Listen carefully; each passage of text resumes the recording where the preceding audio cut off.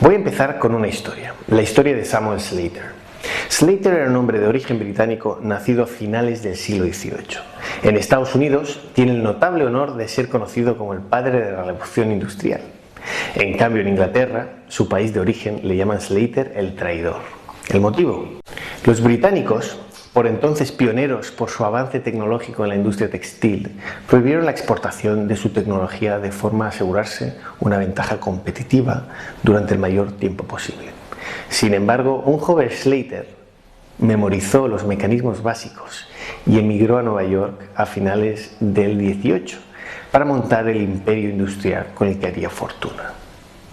A raíz del caso, nació la conciencia y el temor del robo industrial, tal vez por primera vez en la historia, llegando al paroxismo de que los exhibidores extranjeros se negaron a asistir a la International Exhibition of Inventions de Viena de 1873 por miedo a que sus ideas fueran robadas y explotadas comercialmente en otros países. La necesidad de protección de la propiedad intelectual se hizo evidente y 10 años más tarde, en París, se celebró la primera convención para la protección de la propiedad industrial, regulando los conceptos de patentes, marcas y diseño industrial. Y os preguntaréis, ¿por qué he escogido esta historia para introducir la historia de la gobernanza global? Pues porque permite entender la lógica de creación de instancias supranacionales de una forma muy clara. Una necesidad derivada de una situación de anarquía y confrontación le sigue una regulación que le pone fin, de la misma forma que a un posible conflicto entre estados le sigue una norma que debería asentar la paz.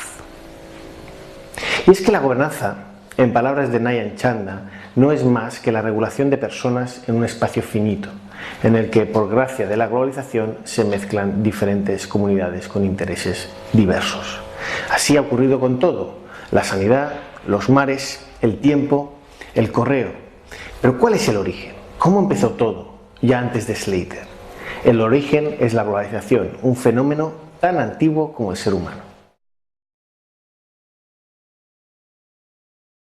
La globalización empezó desde el momento en que nuestros ancestros abandonaron África Central hace 100.000 años para llegar a Medio Oriente, y siguió cuando un subgrupo de estos, hace 50.000 años, llegó hasta Asia.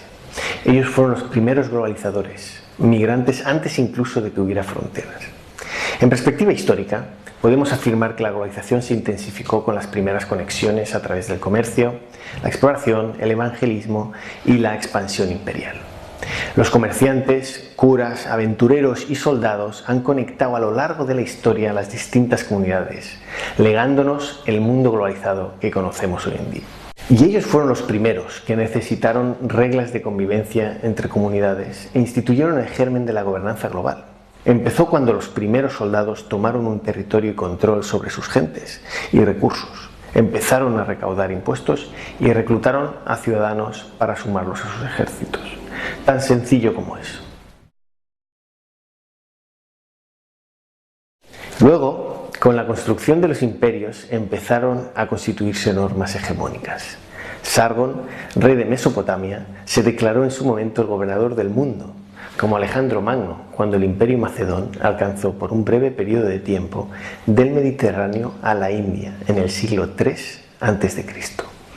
Ellos fueron los primeros hegemones de la gobernanza global. O la dinastía Han en China, que fue la primera en prohibir la exportación para conservar su monopolio de la seda. Por entonces estaba prohibido llevarse huevos de gusanos de seda del territorio del imperio. Algo parecido, e incluso más elaborado, hizo el emperador romano Justiniano, cuando hizo la lista de los productos por los que había que pagar impuestos para introducirlos en Alejandría. Con ello instituyó el concepto de arancel en el comercio entre comunidades. Como se ve, los imperios jugaron un rol capital en la construcción de una gobernanza colectiva, en la medida que iban extendiendo sus normas y regulaciones en nuevos territorios. El siguiente paso, la nueva dimensión, se alcanzó con el imperio mongol de Genghis Khan en el siglo XIII. Abarcaba desde la península de Corea hasta el Danubio en Europa. Con ello se instituyó la seguridad en el transporte, La ruta de la seda que conectaba China con Damasco en el siglo XIII estaba protegida por puestos de vigilancia. Tenía posadas para los viajeros, un sistema de correos para las comunicaciones, incluso un pasaporte rudimentario e incluso un sistema de pago propio. Con todo, suponía un nivel de gobernanza inaudito para el comercio y el transporte terrestre. Y no solo eso, del Imperio mongol también surgió la primera política pública sanitaria de carácter transfronterizo. Por sorprendente que parezca, fueron las caravanas de mongoles las que llevaron a Europa la peste bubónica, en la que murió un tercio de la población europea. Hasta entonces no se había visto nunca un reto de gobernanza global de esta dimensión. ¿Y cuál fue la respuesta? En 1348, la ciudad de Venecia instituyó la cuarentena. De forma a evitar contagios masivos de enfermedades, Venecia obligaba a los barcos a esperar 40 días a las puertas de la ciudad antes de permitirles amarrar en el puerto. La medida fue más que efectiva y varias ciudades asumieron la que posiblemente fuera la primera política pública sanitaria de alcance internacional. Con la llegada de los Estados-nación tras la Paz de Westfalia de 1648, también mejoraron las políticas de coordinación sanitaria para evitar la propagación de enfermedades hasta llegar a mediados del XIX, cuando se constituyó el primer foro de discusión entre estados sobre sanidad, la International Sanitary Conference.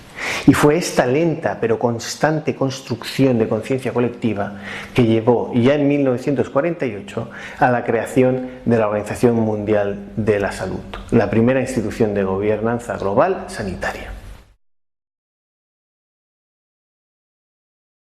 Como hemos visto a lo largo de esta introducción, la historia nos demuestra que la necesidad se hace virtud y de la emergencia regulación. Para los apasionados de piratas, lo mismo ocurrió con la protección de los mares, con la Liga Hanseática, que sirvió para proteger a los barcos mercantes de los piratas. La Liga Hanseática fue la primera federación comercial y defensiva entre ciudades bálticas, sobre todo del norte de Alemania, que financiaban pequeñas cocas armadas como la que veis en la imagen para proteger a sus cargueros de los ataques en alta mar. Llegados a este punto me despido y os espero en el próximo vídeo con más historia de la gobernanza global.